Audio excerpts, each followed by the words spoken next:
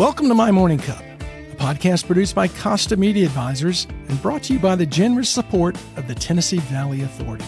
To learn more about TVA's impact on our community, follow TVA on Instagram at TVA and on Twitter X at TVA News. My Morning Cup, where we have interesting conversations with genuine people. I'm Mike Costa, your host.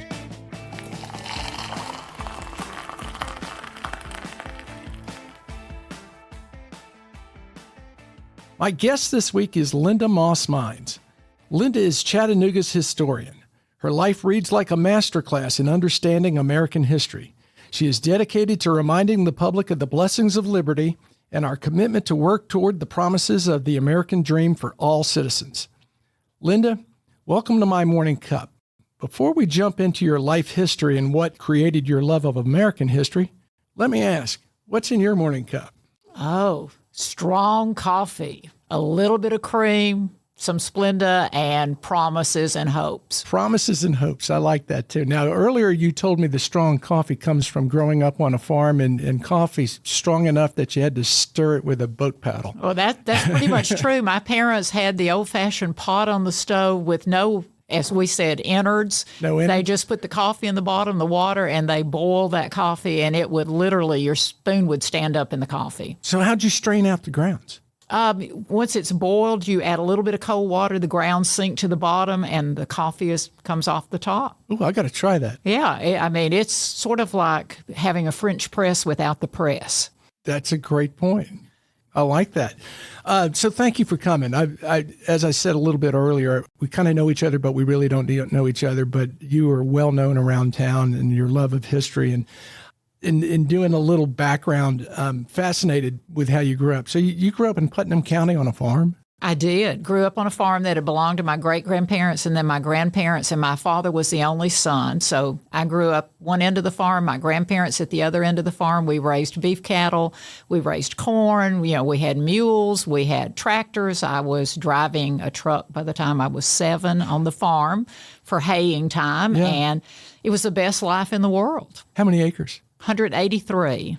So you still have the farm? I still have the farm. In fact, during COVID, I built a cottage on the farm for my family. My grandparents' house we had taken down probably 20 years ago, and I built on their footprint because my grandfather was my person. I had promised him when I left for college in 1969 at 16 that I would come back to the farm someday because I knew it would come to me, and I didn't realize it would take me 50 years to build a home there. But I am back on the farm now part-time, and that's kind of full circle there. It is, and it's absolutely incredible. I'm a creek, the woods, the creeks, the pastures, the cattle grazing.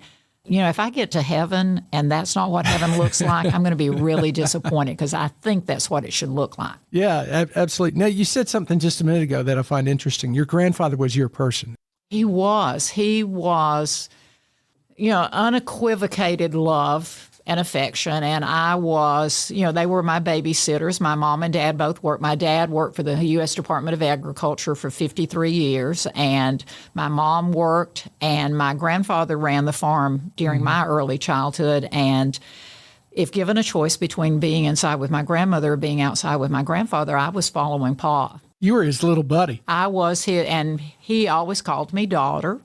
And I've often told people, even when I would come home from college, I stopped at their house before I would go to Mother and Daddy's house, because if I opened the front door and he happened to be in the living room sitting on the sofa and he saw me, it was instantaneously a smile, and he was up to greet me with a hug. And, we all talk about that heaven. Yeah. I have told people for probably decades that if indeed heaven is the way that we picture it, St. Peter needs to get out of the way, because Pa is the first person I want to hug. He is my love of the land, my storytelling, the gregarious nature, his humor, music, all of that came from him. So how did he get to the plateau then? Because we were talking a little bit about, Scotch-Irish and settling in East Tennessee. Did your grandfather He grew have up generations there? Actually, not generations, because the Mosses originally came into South Carolina and came up through Georgia into Meigs County. My great-great-great-grandfather was in Meigs County. In fact, 4 brothers. 2 of them fought for the North, 2 of them fought for the South during the Civil War. One of the ones who fought for the North died at Andersonville Prison and is buried there. The baby brother who fought for the Confederacy was killed at Fort Donelson. So, literally a family divide. Literally a family divided. My 3rd great-grandfather moved to Roane County, and from Roane County, the family moved across the plateau and settled in White County and Putnam County. My papa he was number 14 of 15 that included 2 sets of twins. Wow. So, you look at those families in those days, and I know agrarian background, you had large families. It's your labor force. Well, free labor at that. Yeah. Well, I find it interesting. Your grandfather was one of 15 and only had 1 child, and I'm one of 7, and I've only got 2. So, so you learn. Well, you do after a while. In fact, not long ago, I encouraged my daughter and son-in-law. I said, you've got 2 beautiful children. How about a 3rd one? And my daughter's response was, so you're endowing tuition for college and everything. And I went, 2 is a lovely number. Yeah. Why mess with perfection? Yeah, it's funny how accounting and financial needs have come into family planning. Well, you didn't think about those sorts of things when it was an agrarian society. It isn't, for the most part, any longer. But that history still permeates everything that we do today. So you grew up on this large farm in Putnam County, and a great influence of your grandfather. Was he a history buff also, or was he just teaching you about the land and the family history? He was, and, in fact, both of my grandfathers in particular were. My grandmother was a York from Fentress County, so I have that tie-in, because the Yorks are all storytellers. But my other grandfather was the oral historian for his family, so I grew up with the stories of that family. He was also a shape note singing master who traveled the country leading singing schools. My pa, that I grew up next door to, loved history, loved reading, had only gone through about the 5th grade because he was born in 1898, read constantly, as did my father and my mother. I laugh. I tell people I was reading at 4. The first thing, my dad read my bedtime stories to me, so I grew up with Ivanhoe and, all of the Sir Walter Scott stories. Mm-hmm. I grew up with James Fenimore Cooper. My first big crush was Hawkeye and Last of the Mohegans, the Jack London tales. And what was common in all of those, they were all historically based. Mm-hmm. Bonnie Prince Charlie, To Call of the Wild, all of that was history. And we talked history in the term of not only the nation and what the generations had seen, but also in terms of our family's relationship to those historical events, whether it was the American Revolution, the War. I had 3 great-great-great-grandfathers in the War of 1812. Wow. And those stories were all things I grew up with. And, I tell folks when we would work in the fields, doing things, my grandfather Moss sang the old ballads of England and Ireland and Scotland, the wearing of the green and all those sorts of things. It's history. What I find interesting about that is, I think I told you earlier, I grew up in Memphis, and my parents had grown up in Philadelphia, so we were separated from our relatives. My wife, her mom's family grew up in the Knoxville area, mm-hmm. and very much like your family, there is a family historian, and they told stories, and they sang songs, and if you don't experience that growing up, it's a different way to grow up, because our cousins were always in Philadelphia. They were the ones way over there. So we had just our little, well, not little, there's 7 kids, our unit. And that had to be an education in itself. It was. And I don't know that I understood as a child what a gift mm-hmm. that was, but I do now, looking back, and I'll share stories with good friends, or they'll come to visit me on the farm, and I'll tell stories about things that occurred on the farm, or, wading in the creek or swinging on the grapevines. My one-room schoolhouse experience, Randy Tucker used to laugh and say that he felt certain I was probably the only person who had taught at GPS in the last 50 to 60 years who had started her schooling in a one-room schoolhouse with 1 teacher in 8 grades and 23 students. All of that shapes who you are, and I think because I was surrounded always with storytelling, which is the best form of history teaching, it sort of determined who I was. And I think that's an important point, too, that storytelling is really how you get that information across. It's not making kids memorize dates and events and things like that. No, if you get hearts first, and once you get hearts, then people have the interest to engage their heads and look for more detail. But it's, history is nothing more than the story of human struggle. Right. And it's, pests and pus and pestilence and war and conflict and joy and, all the things that occur on the bank of the river. If civilization is the river flowing through, then the real lives occur on the banks of that constant thread that's the river. I want to go back to your, I'll say, idyllic life growing up on the farm. Started in a one-room schoolhouse. I did. And through what grade was that? I did first and third grade there, and the teacher who knew my family allowed me to start before I turned 5. That's awful young. Oh, it was, I look back now and I wonder if my grandparents were worn out and just said, go ahead and send her. But Miss Ovie, and I love her to this day. I mean, she's been gone probably 40 years, but she allowed me to start early. It was the best educational experience of my life, Mike, because there were 8 grades, 23 students. I skipped the second grade, but she allowed me, whatever the subject was we were studying, to be with whatever grade where my interest and my skill level was. And it allowed me to graduate from high school at 16 and from college at 19 because of Ovie Thomas. She was that person. That setup kind of, although we don't have them anymore, it enables the student to organically flow to their highest learning level. It does. And I look back, and she was the most patient woman because I love learning, and I'm a bit of a squirrel, and I have my first grade report card, which is so funny because there's a note on it to my parents. She knew them because they, we all lived in the same community together, and it said, I can make Linda sit down. I can make Linda stop talking. I cannot do both simultaneously. And I think that's probably the story of my life, too. Life is exciting, and every moment has to count, and you need to bounce a little. So you start school at a young age, you skip second grade, you get out of the one-room schoolroom, you graduate from high school at 16? I did, and I was teaching school at 19. I was just getting ready to ask you about that. So you go to Tennessee Tech, and you get through there at 19. You were in a hurry. I was, and I don't know that I knew that I was. Now, I was not a particularly social creature because I loved being a student, and that was more important to me than the social aspects. And, I started out, I was in pre-med. I was going to go to medical school because I love science. I love chemistry. I liked math. History was my passion, but I wasn't sure what I could do with that. And I started out in pre-med, and about my junior year, I decided that was not what I wanted to do. I'd actually already begun applying to colleges, doing all of that, and I went home and told my parents, I said, I don't think I want to go to medical school. I really think I want to be a historian and write and teach. And my dad, I mean, it's so funny. I think about it often. He looked at me, he turned and he looked at my mother, and he said, well, there goes the retirement plan.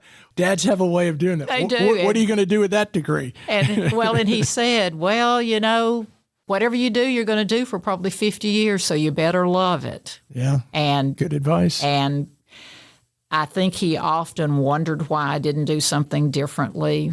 But, they knew I loved what I was doing.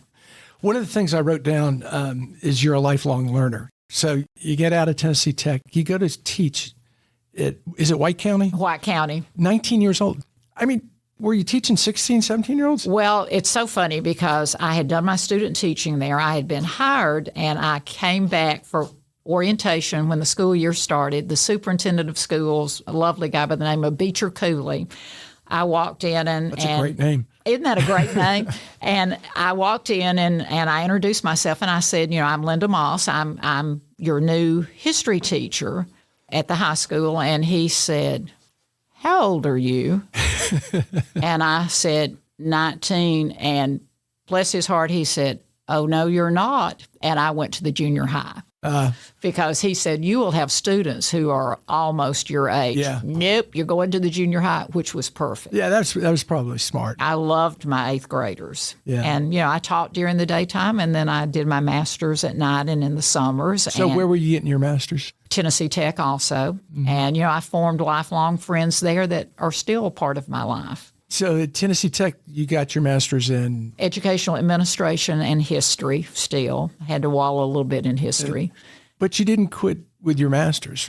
No, I knew to get into a doctoral program, I needed administrative experience. So I went, applied for a job, was hired, went to Motlow State over in Lynchburg, fabulous group of folks I worked with, and I was an assistant dean, and I ran the co-op program. So it got my foot into, I worked with ARO and AEDC and the UTSI, the Space Institute that was there. I worked with the Air Force, all of those sorts of folks, along with the industry in that region. It was a fabulous experience. Was this an intentional path that you said, you know what, if I'm going to be a history major, I need to get my doctorate and all this? So were these jobs at Motlow State, Chat State, were they intentional on your path, or were they things that... They were just sort of things that happened, and I look back now and I think gave me additional experiences and knowledge that I don't know that I knew that I needed, but they have been valuable to me. Motlow State was wonderful because one of the things I did there, all of our events, and I helped plan a lot of the college's events. It's 2-year community college. We're sponsored because we were Motlow State. You can imagine who our benefactor was. It was the Jack Daniels Distilleries and the Motlow family. And the things that I learned from, Brashears, who was their PR director, the number of people nationally who would come in because of Jack Daniel. I also worked with George Dickel Distillery a lot. And it gave me some insight into a business acumen that I didn't necessarily know because I had been a farmer. My parents were farmers. They were agrarian-oriented. I'd been an educator, so I picked up some of that so that when I went back to school and I was working on an EDD at UT Knoxville, but I did my collaterals. I love the law. I've always loved the Constitution. I have to be buried with a pocket Constitution. I keep one in my car all the time in case there's an overthrow of the government. Well, you never know. Well, you never know. You got to be prepared. If you're going to memorize scriptures, you need to memorize the Constitution. That sort of goes together. I'd agree with you on that. When I went back to work on the EDD and educational administration, I did a year of law school as a collateral, and then I did a business management over in the UT Business School as my collateral because I wanted to do a little bit of everything. Mm-hmm. And I'm trying to put myself in your place because I like learning, but I was so ready to get out of school. I look at my youngest daughter who loves learning, and she's looking at doing the master's and things, and I was just itchy to get out. What is it in you? I think the more that I study, the more that I research, the more that I write, the more that I know so little. So, I'm fascinated by the law. And then once I come back to teaching, I've spent my summers normally traveling and studying and applying for grants and doing research. And, I spent a summer at Stanford Law, spent a summer at Georgetown Law, spent summers doing all the presidential libraries. I have not done Teddy Roosevelt's library. I need to do his. Where's his, New York? New York. Yeah, Sycamore Hills, something. Yeah. But there's just, it's like studying World War II, and I love military history. I've always loved military history. A lot of my volunteer work is working with veterans, working with military. But the more that you study about any particular battle, the layers of leadership that are a part of that, the layers of sacrifice, but the instinctive behavior that comes from having been trained, because you never prepare for anything in a way that it's actually going to manifest itself. And I think I feel that way about learning, is there's always another level of learning. So still taking classes and still reading and still digging, and I hope I am when I die. Well, it keeps you young, too. I think it does. I like to think that I am growing older, but I'm staying connected. Yeah, that's important. It is. I don't want to die before I physically leave this world. It's a great way to put it. Great way. I want to get to your tenure at GPS, but before you got to GPS, you had 2 jobs in the private sector that I found interesting. McKee Foods and Olin Mills. How does all that tie in with history? It's funny, when I was at Chattanooga State, one of the things I did is I worked with industry. I was the director of community service, and I did a lot of research sorts of things, worked out of the president's office.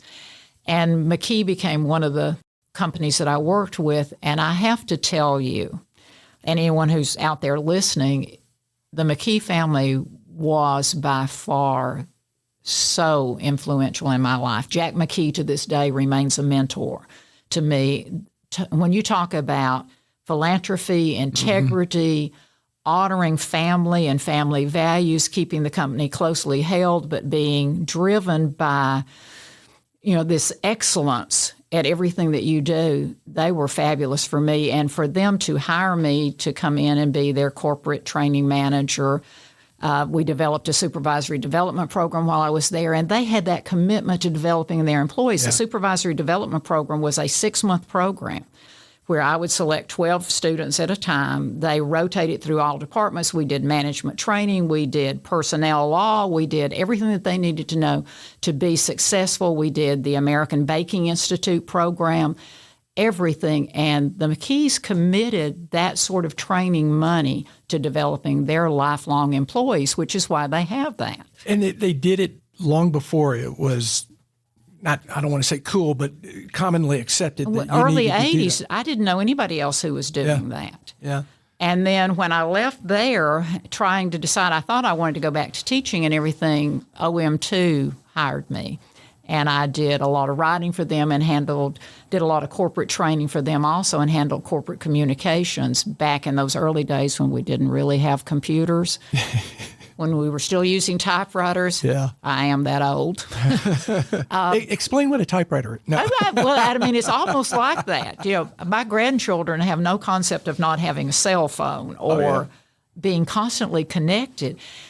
And the Millses are the same sort of family. They were wonderful employees. OM2 and CG Mills and Terry Blunt and I worked very closely together. He was absolutely an incredible leader and mentor, but it was all employee-oriented. Yeah. And I loved that about them. And, the Millses remain friends today, but they are friends because they still inspire me. They also, this almost inner drive to give back. And I saw that with the Mills family. I saw that with the McKees family. And I hope, I see that so much in Chattanooga. Yeah. And I think that's why this is, we are nationally known as the most patriotic city in the nation. We're also one of the most philanthropic cities in the nation, especially based per capita. Yeah. And the level of wealth here, how much of it goes back into the community is a testament to why Chattanooga is as special as it is. When I first moved here 25 years ago now, I was trying to meet a lot of people. So I was having lunch or coffee with different folks, and forget who I was meeting with, but I said, how do I get involved with the community? What do I need to do? What would you recommend? And he said, get involved with the United Way. This is the most philanthropic community in the country. Get involved with the United Way. And that was one of the first things I tried to do in terms of not just getting involved, but get on the board and do those kind of things. And it does. It opens doors. It does. And this is a very welcoming community. Yes. I tell people that when someone comes in and they're coming from another part of the country or whatever, I tell them, Chattanooga is one of the places that opens its arms, takes you, will nurture you, and will allow you to become what you want to become. And you can choose the paths you want to walk, but there's always someone there walking alongside you. That is so true. I thought I'd be here 2 years and then move on. And what I found was, and I still find it today, if you're new, if you come in and you're willing to roll your sleeves up and work alongside with the people getting work done, they welcome you. Absolutely.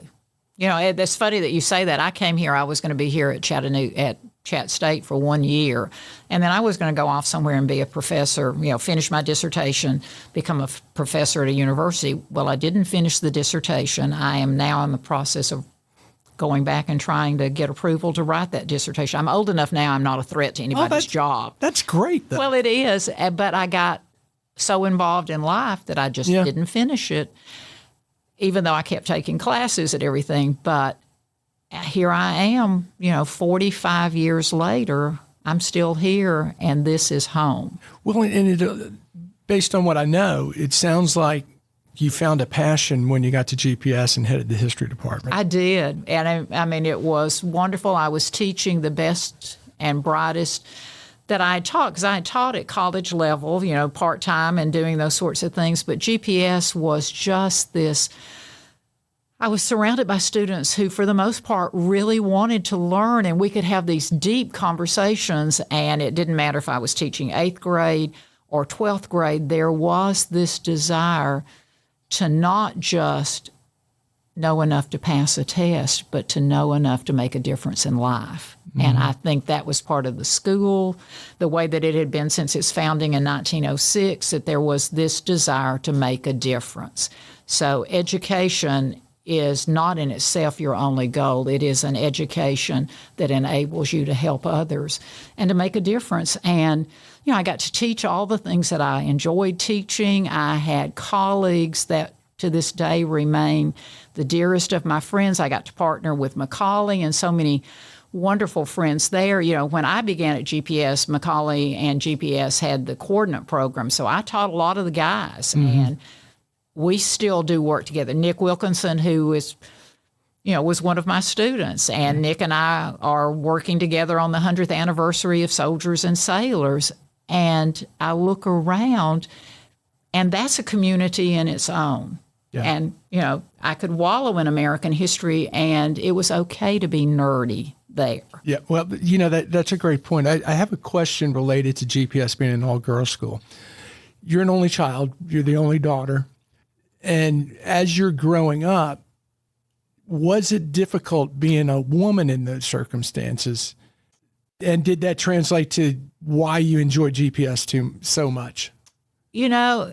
That's an interesting question, because I've often thought about, my parents never said, you can't bale hay, you can't pull a calf, you can't do whatever because you're a girl. Now, my mom was a really strong role model in that regard, because she was bright, she was creative, but she was a real worker queen.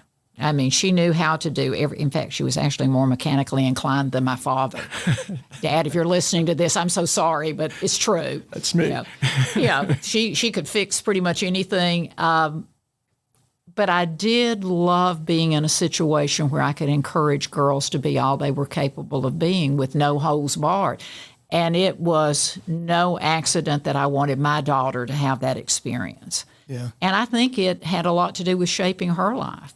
Well, and in teaching at GPS, and you're heading the history department, what was there a particular focus you had that you wanted to get across to them, or just go through a little bit about what that meant to lead the department and lead a new group of young ladies each year? A new group of young ladies each year, a faculty that sometimes included new faculty. I think I was always driven by the fact that I wanted any graduate of GPS to be a well-rounded student. Was I training future historians? Probably not.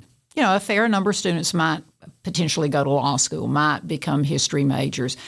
But what I really wanted to do, and what I wanted us as a school to do, was to help grow young women who were inquisitive, who wanted to be well-informed, who would become the stewards of the Republic. They might be doctors, they might be lawyers, they might be, moms, they might be whatever they chose, business executives. They were always going to be citizens. Mm. And that was the common denominator. And our joke always, and when I'll see a GPS student now who may be in her 50s, or I see one that may be in her 20s, they all know that what I would tell them always is there will be a day when Linda Moss Mines is going to be drooling at morning point or something. I want you all to rotate and take turns, and once a week somebody comes in and says, Mrs. Mines, the state of the Republic is strong.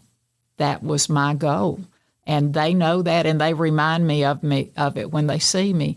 That's still my goal. The state of the republic has to be strong. The dream has to live. I love that. And I'm going to ask you a question. I don't want to get deep into politics, but more along the lines of civic education. My feeling is that's a big thing that's missing in not just education today, but anyone in their 30s, 40s, and even up to 50s, that seems to have been cut out of education. And why is that such a danger? You know, it's funny because I served on the Tennessee Social Studies Standards Committee this last year, and we set the curriculum for the state, for all public schools. And civics is a strong part of that, but it's, you know, it happens in the classroom. Does it happen as much as I want it to? No, I think American history should be more than 1 year. I think American government ought to be more than a semester. It should be at least a year. But I think we as parents, we as community leaders also have to create opportunities for people to learn their history, to learn the importance of voting, of being an informed voter, an engaged participating citizen.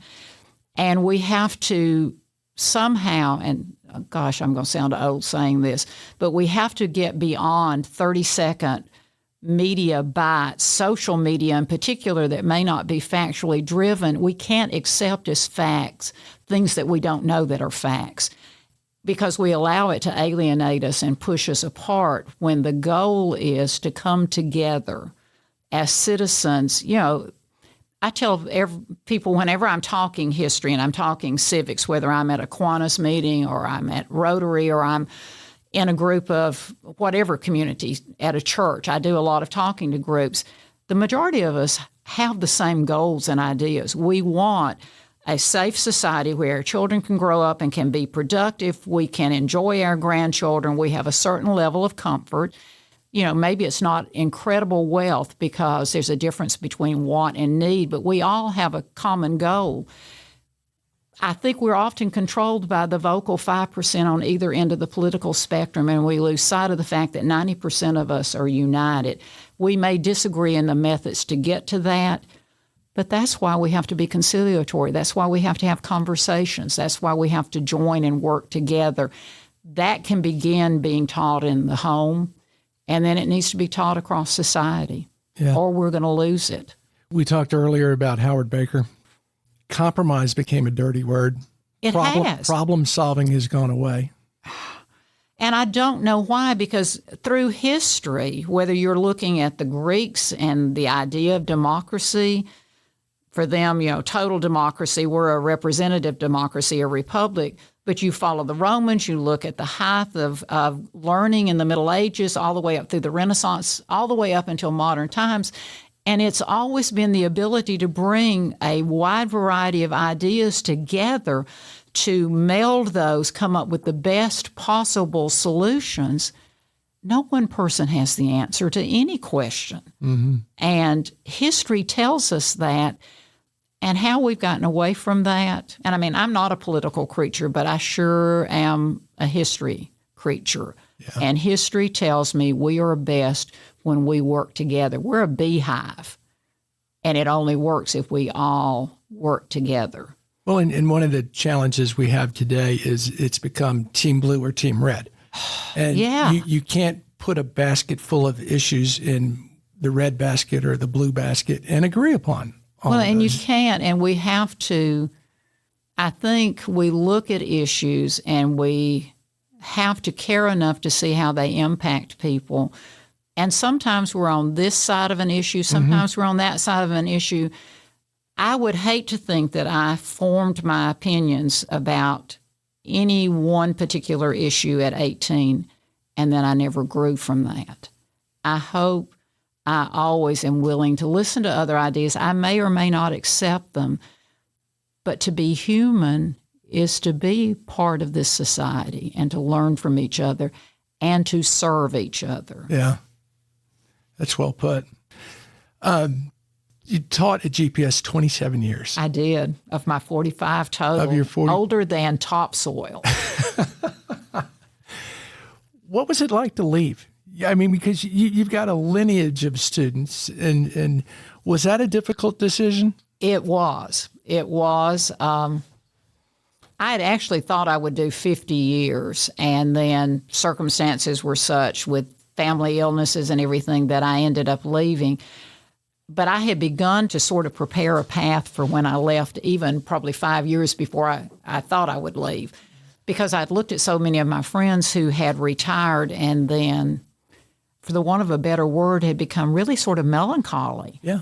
They didn't have a purpose. Yeah, and I need a reason to be awake every morning at 4:30, which I am, and to stay up late. And so I began to, even while I was still employed and while I was running, and I ran the program, which was PICS, which was Partnership in the Community with our students. So I ran Habitat, I ran Key Club.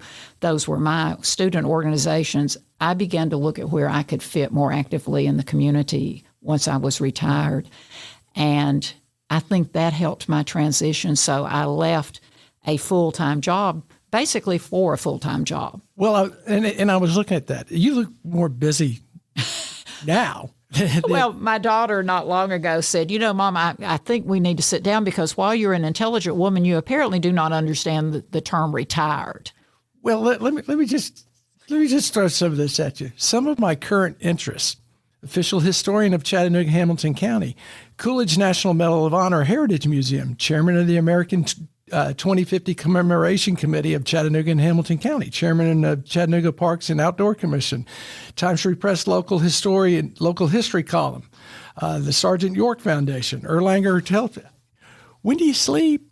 Luckily, I have never needed more than 4 or 5 hours in my entire life. So that helps. And I am invigorated by the people I serve with. I look at the Medal of Honor, and I've been involved there since 2012. Came on the board in 15, came on the executive committee in 17, and now I'm vice chairman. But I get to work with B.B. Bell, who is a great friend, with Bill Raines, with Noah Long, with Frank Hughes, and I mean this wide variety of military leaders that have been. I've learned so much from them, and I've grown. Plus, getting to talk and share the stories of our Medal of Honor recipients. At Erlanger, the docs. I'm working right now with Phil Burns on a project recording the stories of our living older physicians who have retired. The things they've seen in their careers in medicine. Of course, Phil Burns in himself is a trip. I mean, he is the master farmer surgeon. Wow. I mean, Renaissance guy. Absolute Renaissance guy. He likes to bill himself as a little old Bledsoe County boy, and I keep going, who believes that one, Phil? Sounds like Sam Irvin at Watergate. It does, I'm just going to poor mouth myself, but every organization that I've become a part of has allowed me to learn so much more about this community. And I've served, a series of wonderful city and county mayors, have worked with unbelievable commission and council members. Being a historian gives you an excuse to sort of just wander around and stick your nose into things, whether you need to be there or not, because it's like, I have a question for you. Well, you're an observer. It is. And then you can put it into context. I want to get a little bit more from you on the Congressional Medal of Honor Museum and why that's so important, why Chattanooga is so fortunate to have it. And I'm going to say something that's going to sound like I'm ignorant. But it seems that it's really only been the last decade that the Medal of Honor has taken on the loft it should, the meaning it should. That it was kind of like, oh yeah, you got it. But now it's really revering. It is, and it's paying homage to what we value so much in this society, and that is service above self. Mm-hmm. And the Medal of Honor is the epitome of that, because it is the highest military award for combat valor, going above and beyond what anyone would ever expect. And, I grew up in Tennessee, have always loved history, but I don't know that I knew until I came to Chattanooga that Chattanooga was the birthplace of the Medal of Honor, that Andrews Raiders, and of course now I revere the Raiders. I go out to the cemetery and talk to them on a regular basis, as I do with Mr. Coolidge and Mr. Doss and, Ray Duke, who is one of my personal heroes whom I never met. I mean, we are so blessed with that history here. But if someone had asked me in high school about the Medal of Honor, I knew Alvin York was a Medal of Honor recipient because that's part of my family and my extended family.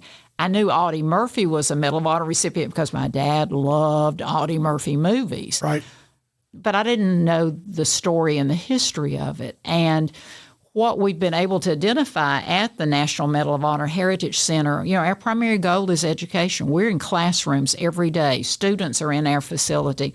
There are 6 characteristics that every Medal of Honor recipient possesses, and that's commitment, courage, citizenship, sacrifice, integrity, patriotism, and all of that is about others, not about yourself. It is serving, staying strong. So you look at a Desmond Doss and everything he went through, the idea of serving others without having a weapon to protect yourself, being armed, as he said, with his medical equipment and his Bible, and to have accomplished what he accomplished, certainly an exemplary, committed to his ideals and his principles.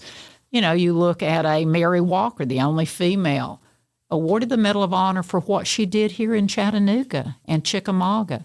Battlefield surgeon during a period of time, first woman licensed as a surgeon in the United States. And she's on the battlefield during a period of time when women weren't even, nursing was a new career for women. It's just unbelievable. Charlie Coolidge, hometown boy. Larry Taylor, our most recent living recipient, now gone. Yeah.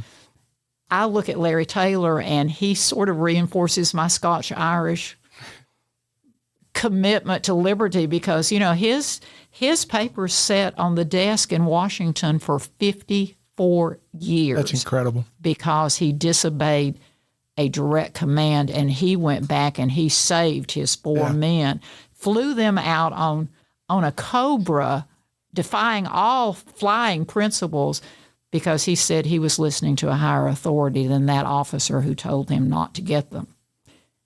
Those are the kinds of people that I want my grandchildren to hold as role models. Does Chattanooga have a predominance of Medal of Honor winners? It seems... Tennessee has a total of 35 out of all the ones that have been given since the inception of the award during the Civil War. Per population, we're very, very well represented. But what I tell people all the time with the Medal of Honor, you look through the history, the Medal of Honor is not one segment of society. It's rich, it's poor, it's all races. It will become more women in the future because women for a long time were not allowed in combat, and it had to be combat situation. But what it reminds us is those same characteristics that Medal of Honor recipients have, whether you're in the military or whether you are just a citizen in a community or a student in a classroom, those same characteristics can shape your life. It's never the wrong thing to stand up and protect others because ultimately you're preserving a nation where all of us then have a voice. If we're going to be a republic, if we are truly a representative society, we all have a voice and we have to take care of each other. That's so well put. I've got a couple more questions before we run out of time. Okay. What would you say to someone who's probably in their 20s, 30s listening to this on the importance of lifetime learning? I think I want anyone, whatever your age is, to know that we are always a work in progress. We have not yet become a masterpiece. We might not ever become a masterpiece. Love to think that I might be a Rembrandt someday. But, I think the minute we stop learning, we start dying. And, when I was 19, graduating from college, there are things that I am passionately interested in today, aspects of history, conservation, all those sorts of things that I didn't even know were fields of endeavor. The world is constantly broadening. So read those books, travel, talk to people, embrace learning in whatever form it is, because you'll only get better. Yeah. Before I get to the last question, I do need to remind our listeners who makes all this possible, and it's a huge thank you to the Tennessee Valley Authority for sponsoring My Morning Cup. Follow TVA on social media to learn more about its multifaceted mission of service, and visit TVA.com/do-good-here to explore exciting TVA career opportunities. Linda, we could probably talk another 2 hours. We could. I've always been a history buff, and moving to Chattanooga, it's so centric to the Civil War, obviously. And I think we attract people that a lot of folks don't realize that, for example, when Dick Cheney was vice president, he would make regular trips to Chattanooga because I believe he has a grandfather buried somewhere.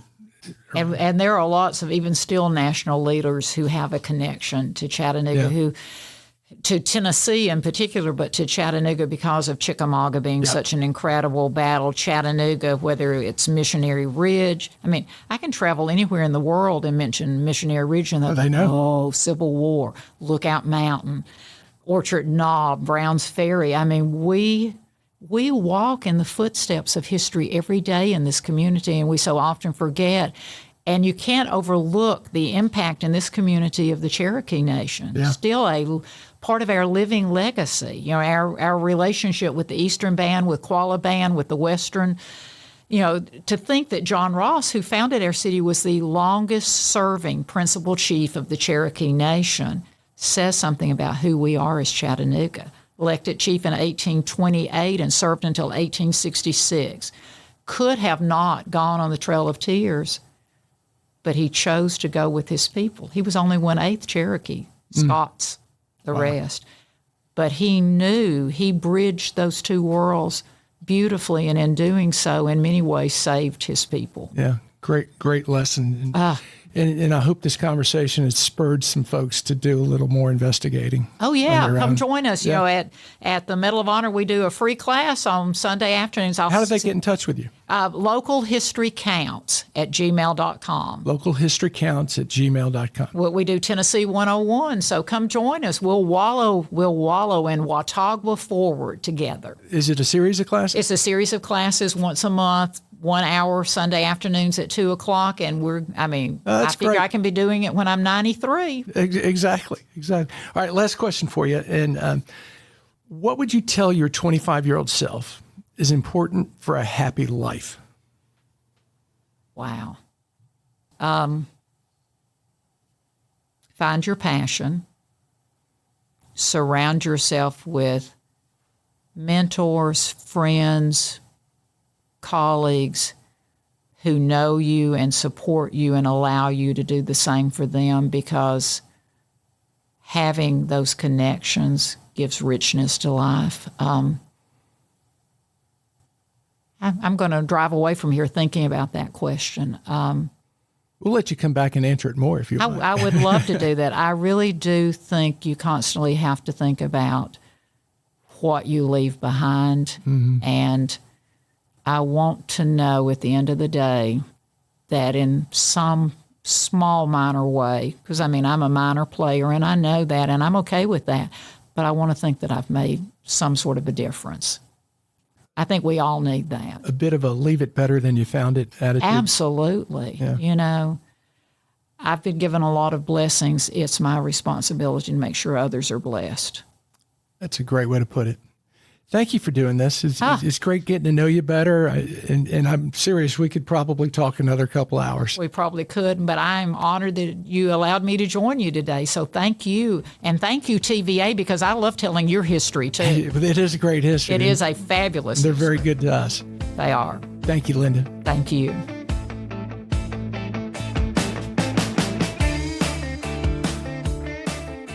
Thanks for listening to My Morning Cup, a podcast by Costa Media Advisors.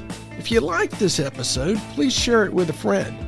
I release a new episode each week, so be sure to subscribe on Spotify, Apple, Google, or wherever you listen to podcasts.